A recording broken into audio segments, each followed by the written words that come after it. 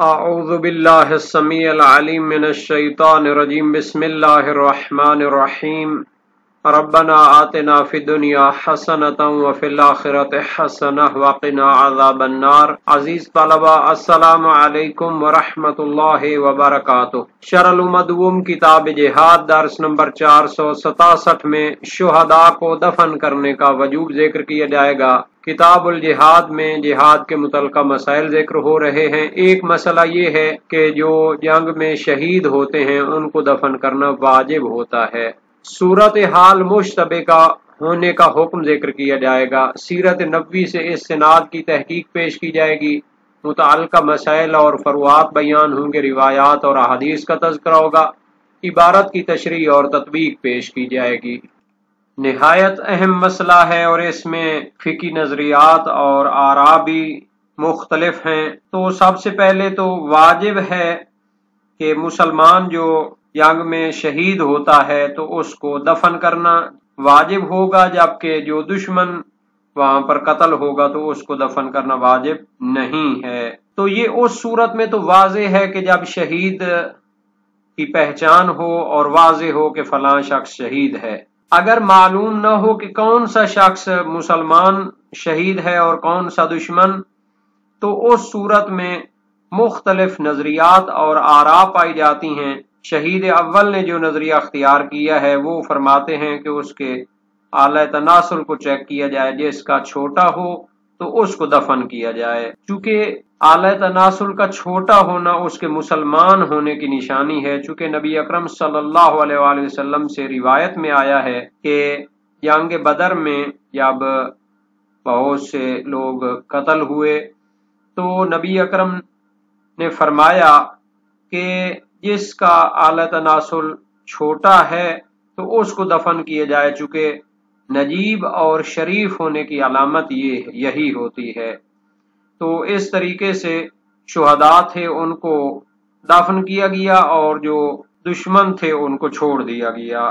تو بعض فقہا کا ماننا یہ ہے کہ واجب ہے اس صورت میں جب مشتبہ ہو صورتحال، یعنی شہید اور دشمن میں پہچان نہ ہو، تو واجب ہے کہ تمام جو مقتولین ہیں ان کو دفن کیا جائے احتیاط کے باب سے۔ چونکہ مسلمان کو دفن کرنا، شہید کو دفن کرنا واجب ہے، تو اس صورت میں چونکہ معلوم نہیں ہے کہ کون سا مسلمان ہے، پس یقین کرنے کے لیے کہ مسلمان کو ہم نے دفن کر دیا ہے تو تمام مقتولین کو دفن کریں۔ اور تیسرا ایک احتمال موجود ہے کہ اس صورت میں قرعہ واجب ہو، جن کے نام قرعہ نکلے ان کو شہید سمجھ کر دفن کیا جائے۔ بعض فقہا نے اس نظریے کو اختیار بھی کیا ہے۔ تو یہ تین نظریے ہیں جو اس دفن کے حوالے سے ہیں۔ ظاہر ہے کہ شہید پر نماز جنازہ بھی واجب ہوتی ہے، تو اگر تو واضح ہو کہ یہ شہید ہے تو اس کی نماز جنازہ پڑھی جائے گی، لیکن اگر صورتحال مشتبہ ہو جائے تو اس میں کیا کریں؟ اس کا حکم دفن کے تابع ہے، یعنی جس مقتول کو دفن کرنا واجب ہے اس پر نماز جنازہ بھی پڑھنا واجب ہوگی۔ بعض نے کہا ہے کہ تمام پر نماز جنازہ پڑھ دیں، نیت یہ کریں کہ جو ان میں سے مسلمان ہیں ان پر نماز جنازہ پڑھتا ہوں۔ عبارت کو دیکھتے ہیں۔ فرمایا وَتَجِبُ مُوَارَاةُ الْمُسْلِمِ الْمَقْتُولِ فِي الْمَعْرَكَةِ دُونَ الْكَافِرِ فَإِنِ اشْتَبَهَ بِالْكَافِرِ فَلْيُوَارَى قَمِيصُ الذَّكَرِ أَيْ صَغِيرُهُ لِمَا رُوِيَ مِنْ فِعْلِ النَّبِيِّ صلی اللہ علیہ وآلہ وسلم فی قتل بدر، یعنی کہ واجب ہے موارات، دفن کرنا مسلمان کو جو شہید ہوا ہے معرکہ جنگ میں، دون الکافر، لیکن جو دشمن قتل ہوا ہے تو اس کو دفن کرنا واجب نہیں ہے۔ فَإِنِ اشْتَبَهَ بِالْكَافِرِ، اگر مسلمان شہید دشمن کے ساتھ مشتبہ ہو جائے، معلوم نہ ہو کہ کون سا شہید ہے کون سا دشمن ہے، فَلْيُوَارَى قَمِيصُ الذَّكَرِ، تو اس کے بارے میں کئی نظریات پائے جاتے ہیں۔ شہید اول نے یہاں پر جو اختیار کیا ہے وہ یہ ہے کہ ان کے اعلی تناسل کو چیک کیا جائے، جو قمیص الذکر ہو، قمیص یعنی صغیر، جس کا اعلی تناسل چھوٹا ہو اس کو دفن کیا جائے۔ لما روی من فعل النبی، چونکہ منقول ہے کہ نبی اکرم صلی اللہ علیہ وآلہ وسلم نے بدر کے مقتولین میں اسی طرح امر جاری کیا تھا کہ جن کے بارے میں معلوم نہیں ہے کہ یہ شہید ہے یا مقتول ہے دشمنوں کا، تو جس کا اعلی تناسل چھوٹا ہو اس کو دفن کیا جائے۔ وقال، اور نبی اکرم صلی اللہ علیہ وآلہ وسلم نے فرمایا تھا، لا یکون ذالک الا فی کرام الناس، کہ اعلی تناسل کا چھوٹا ہونا نہیں ہوتا مگر نجیب اور شریف لوگوں میں۔ وقیل، اور ایک نظریہ یہ ہے کہ یاجب دفن الجمیع احتیاطاً، یعنی جس صورت میں شہید معین ہے تو اس کو دفن کرنا چاہیے، لیکن اگر صورتحال مشتبہ ہو جائے تو سب کو دفن کرنا واجب ہے احتیاط کے تقاضے کے مطابق، یعنی مسلمانوں کو دفن کرنا واجب تھا لیکن اب معین نہیں ہے تو اسباب مقدمہ سب کو دفن کر دیں تاکہ یقین ہو جائے کہ جن کو دفن کرنا واجب تھا ان کو ہم نے دفن کر دیا ہے۔ وَهُوَ حَسَنٌ، شہید ثانی فرماتے ہیں یہ نظریہ بہتر ہے، یعنی کہ پہلے نظریے کی جو دلیل ہے، روایت ہے، اس کے حوالے سے شہید کو تحفظات ہیں، اشکال ہے۔ وَلِلْقُرْعَةِ وَجْهٌ، جبکہ اس صورت میں ایک نظریہ یہ بھی ہو سکتا ہے کہ قرعہ ڈالا جائے، جن کے نام قرعہ آ جائے ان کو شہید سمجھ کر دفن کیا جائے، اور جن کے نام قرعہ نہ آئے تو ان کو دفن نہ کیا جائے، یعنی قرعہ نکال کر معین کرنے کے لیے بھی ایک وجہ ہو سکتی ہے، اور بعض فقہاء نے اس کو اختیار بھی کیا ہے۔ اما الصلاۃ علیہ فقیل تابعۃ للدفن، اب ظاہر ہے کہ شہید پر نماز جنازہ بھی واجب ہوتی ہے، تو فرماتے ہیں مسلمان مقتول پر نماز جنازہ واجب ہوتی ہے، لیکن اگر صورتحال مشتبہ ہو جائے فقیل تابعۃ للدفن، کہ جس کو دفن کرنا واجب ہے اس کی نماز جنازہ پڑھنا بھی واجب ہے، نماز جنازہ پڑھنا تابع ہے دفن کے۔ وقیل، اور دوسرا نظریہ یہ ہے یصلی علی الجمیع، کہ سب پر نماز جنازہ پڑھ دی جائے، چونکہ اب شہداء اور دشمن معین نہیں ہیں تو سب پر نماز جنازہ پڑھ دی جائے۔ وَيُفْرَضُ الْمُسْلِمُ بِالنِّيَّةِ، لیکن نیت یہ کی جائے کہ ان میں سے جو مسلمان ہیں ان پر نماز جنازہ پڑھتا ہوں۔ وَهُوَ حَسَنٌ، اور یہ نظریہ بہتر ہے شہید ثانی کے نزدیک۔ یہاں تک اصل مسئلے کا تعلق ہے کہ شہید کو دفن کرنا واجب ہوتا ہے، تو بہت سے علماء نے، فقہائے شیعہ نے صراحت کے ساتھ بیان کیا ہے، جن میں سے علامہ حلی اور شہید اول ہیں۔ اگر مشتبہ ہو جائے صورتحال تو یہی معیار بیان کیا ہے، یعنی کہ کمیش و ذکر، یعنی صغیر ہو، جس کا اعلی تناسل چھوٹا ہو اس کو دفن کیا جائے۔ اس کی دلیل کیا ہے؟ بعض شارحین نے اس کے لیے دلیل پیش کی ہے صحیح حماد بن عیسیٰ امام صادق علیہ السلام سے، قال رسول اللہ صلی اللہ علیہ وآلہ وسلم یوم بدر لا تواروا الا من کان کمیشا، یعنی من کان ذکرہ صغیرا، وقال لا یکون ذلك الا فی کرام الناس۔ وسائل الشیعہ باب 65 ابواب و جہاد العدو، حدیث اول ہے۔ نبی اکرم نے جنگ بدر کے دن فرمایا کہ دفن نہ کرو مگر اس کو کہ جس کا اعلی تناسل چھوٹا ہو، یعنی جو لوگ مشتبہ تھے تو ان کے لیے معیار دیا، اور فرمایا کہ اعلی تناسل کا چھوٹا ہونا یہ شریف اور نجیب لوگوں میں ہوتا ہے۔ تو اس میں اشکال کیا گیا ہے کہ یہ تو شرمگاہ کو دیکھنا لازم آتا ہے، تو اس کا جواب دیا جاتا ہے کہ ضرورت اور اضطرار اور مجبوری کی صورت میں دیکھنا جائز ہوتا ہے۔ شیخ طوسی نے مبسوط میں فرمایا ہے فَعَلَى هَذَا يُصَلَّى مَنْ هَذِهِ صِفَتُهُ، نماز جنازہ بھی اسی کی پڑھنی ہے جس کو دفن کرنا واجب ہو، اس طریقے سے اس کو معین کریں۔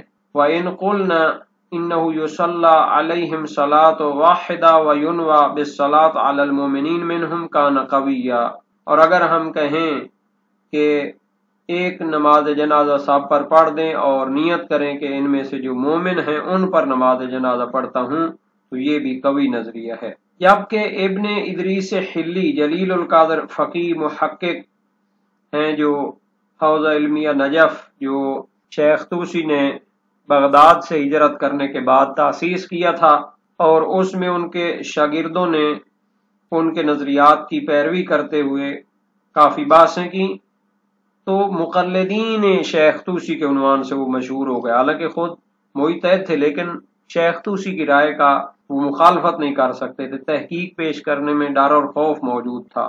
تو ابن ادریس حلی نے نجف سے ہجرت کی اپنے حلہ شہر میں، اور وہاں پہ نہایت ہی عمدہ تحقیقات پیش کیں اور شیخ طوسی کے نظریات پر جرح کی۔ تو وہ فرماتے ہیں کہ یہ جو روایت ہے یہ شاذ ہے، یعنی اس طرح کی چیز باقی موارد میں اور معتبر دلیلوں کے ساتھ ثابت نہیں ہے، تو اس کے مطابق فتویٰ نہیں دیا جا سکتا۔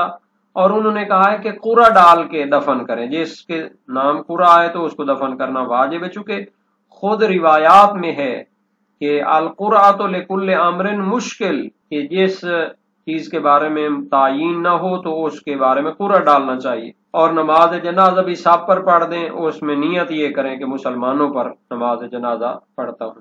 جبکہ فاضل مقداد سیوری جو شہید اول کے شاگرد تھے، انہوں نے فرمایا ہے کہ سب کو دفن کرنا احتیاطاً واجب ہے، تو نیت یہی کریں کہ جو مسلمان ہیں ان کو دفن کرنے کے عنوان سے دفن کرتے ہیں، باقی کو من باب المقدمہ، تاکہ ہمیں یقین ہو جائے کہ جو شہداء ہیں ان کو ہم نے دفن کر لیا ہے۔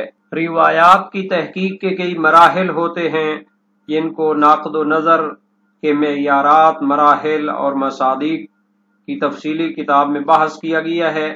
سب سے پہلے تو اس کی سند معتبر ہونی چاہیے، اس کا صدور معتبر طریقے سے ثابت ہونا چاہیے، اطمینان ہونا چاہیے۔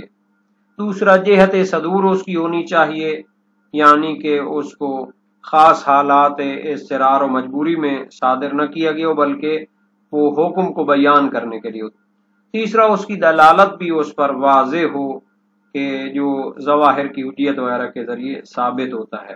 روایات کے جو راوی ہوتے ہیں، یہ پہلا مرحلہ ہے جس سے ہم روایت کے صدور کو چیک کرتے ہیں۔ تو اس روایت میں حماد بن عیسیٰ کا جو نام لیا گیا ہے، حالانکہ مصدر میں یہ روایت حماد بن یحییٰ سے نقل ہوئی ہے، چونکہ یہ تو عاملی صاحب جو صاحب وسائل ہیں انہوں نے اس کو حماد بن عیسیٰ بنا دیا ہے، یہ ذہن میں رکھتے ہوئے کہ اکثر وہی روایت کرتا ہے۔ حالانکہ تہذیب الاحکام جو اس کا اصلی مصدر ہے اس میں حماد بن یحییٰ ہے اور وہ مجہول الحال ہے۔ ترجمہ اردو وسائل الشیعہ جلد 11 صفحہ 113 میں باب 65 موجود ہے، تو اس میں عنوان بھی دیا ہے کہ مقتولوں میں جب کوئی مسلمان کسی کافر سے مشتبہ ہو تو اس شخص کو دفن کیا جائے جس کا اعلیٰ تناسل چھوٹا ہو۔ تو اس روایت کو نقل کرنے کے بعد مترجم نے ایک حاشیہ بھی ذکر کیا۔ کچھ لوگ اس مسئلہ میں زبان طعن و تشنیع دراز کرتے رہتے ہیں، اس پر طنز و مذاق کے تیر برساتے ہیں، مگر چونکہ حکیم علی الاطلاق کا کوئی فعل حکمت سے خالی نہیں ہوتا، اس لیے عضو خاص کے چھوٹے بڑے ہونے میں بھی ضرور کوئی حکمت ہوگی۔ اب اس حکمت کے چہرہ سے کوئی نقاب اٹھا سکتے ہیں تو وہ حکماء جو عضویات کے ماہر ہیں۔ تو جب مدرسہ علم لدنی کے فارغ التحصیل حضرت رسول اکرم صلی اللہ علیہ وسلم نے فرمایا کہ عضو خاص کا چھوٹا ہونا شرافت کی علامت ہے، تو پھر کسی شریف آدمی کو اس پر چوں چراں کرنے کی کیا گنجائش ہے؟ پھر طرفہ یہ کہ طعن و تشنیع کا نشانہ صرف مذہب شیعہ کو بنایا جاتا ہے، حالانکہ یہ حدیث کتب فریقین میں موجود ہے۔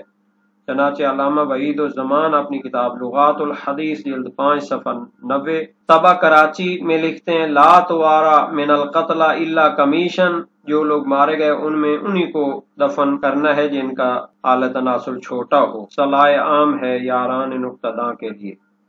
تو یہ جو حاشیہ لکھا گیا ہے اس سے بھی مسئلہ حل نہیں ہوتا، چونکہ ہم نے دیکھنا ہے کہ اس کی سند معتبر ہے کہ اس کا دفاع کیا جائے، یا ایک ضعیف روایت کی ہم دفاع کرنا چاہتے ہیں۔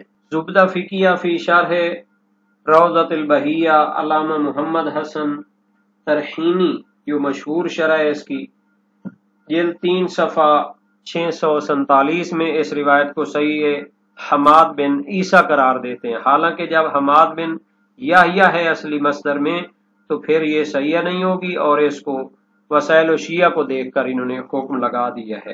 روایات تو بہت زیادہ مختلف موارد میں مل جاتی ہیں، لیکن ان کا نقد و نظر مختلف مراحل سے گزارنا اب مستقل علم بن گیا ہے، نقد و نظر اور تحقیقات کا۔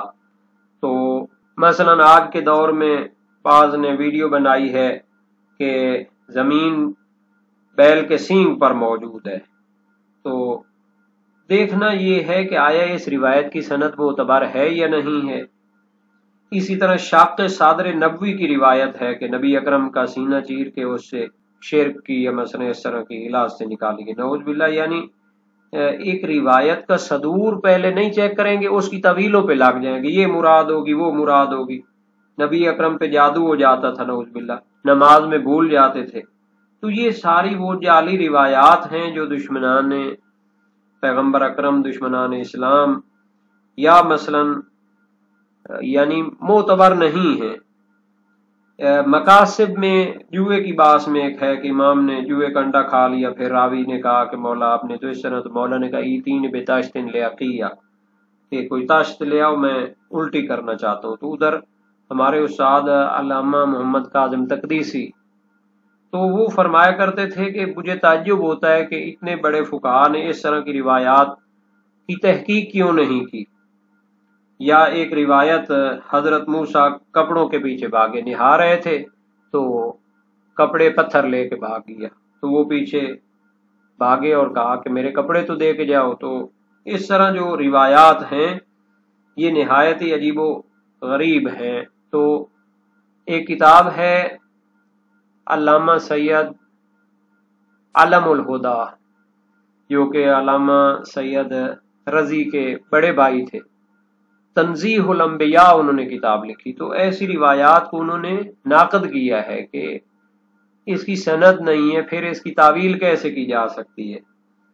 ایک روایت اور فقہ میں آتی ہے کتاب طہارت میں کہ اللہ تعالیٰ نے تم پر بڑا احسان کیا ہے کہ تم طہارت کرتے ہو تو پانی کے ذریعے اس کو دھو دیتے ہو تو پاک ہو جاتا ہے۔ پرانے دور میں جب وہ پیشاب کرتے تھے یا طہارت کرتے تھے تو پھر اس کو انہیں کاٹنا پڑتا تھا۔ اب بہت سارے انہوں نے اس کو صحیح کا نام بھی دیا ہوا ہے کہ اس کی سند درست ہے۔